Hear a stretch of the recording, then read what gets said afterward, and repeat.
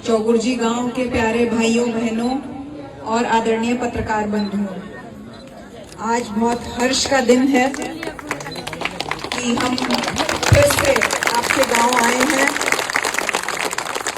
और ये दिन, जैसा पीडी साहब ने कहा, इतिहास में लिखा जाएगा, क्योंकि आज ही के दिन 2023 में अयोध्या में भगवान राम का प्राण प्रतिष्ठान हुआ था।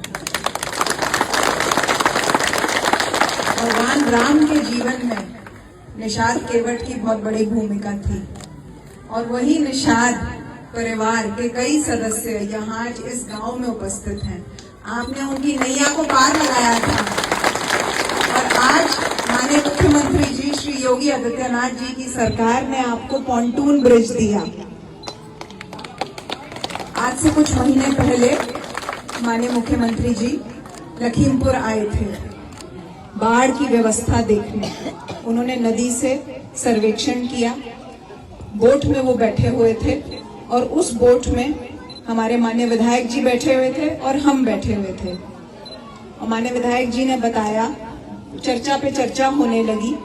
उन्होंने बताया, महाराज जी, हमारा एक ऐसा गांव है जो कि 12 मास, सिर्फ बाढ़ के दिनों में नहीं लेकिन 12 मास पानी से घिरा रहता है और वहां पे किसी को भी अगर जाना है तो कम से कम 2 घंटे का समय लगता है नाव के जाने से।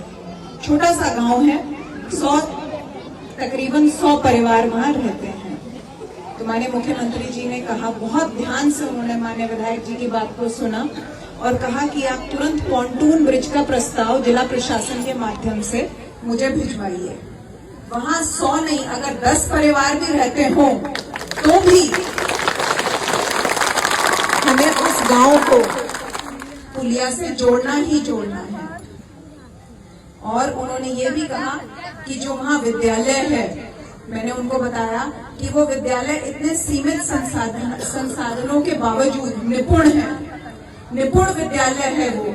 तो उनको इस बात को जानकारी मिलकर के बहुत प्रसन्नता हुई और उन्होंने कहा कि बच्चे ही भविष्य हैं, उस विद्यालय में हर प्रकार की सुविधा दीजिए, फर्नीचर दीजिए, डेस्क बेंच दीजिए, सोलर प्लांट दीजिए और स्मार्ट क्लास दीजिए। हमने माननीय विधायक जी से अनुरोध किया। हमने उनसे सिर्फ विद्यालय के लिए मांगी थी कुछ सुविधाएं, लेकिन उन्होंने और बढ़ करके आपके गांव के लिए सोलर लाइट भी दे दी। हमने कहा कि हमें बच्चों को सिर्फ बेंच देना है, तो उन्होंने कहा नहीं, बेंच तो मैं दूंगा ही, लेकिन साथ के साथ उस गांव को रोशन भी करना है, अंधेरे में वहां रोशनी होनी चाहिए।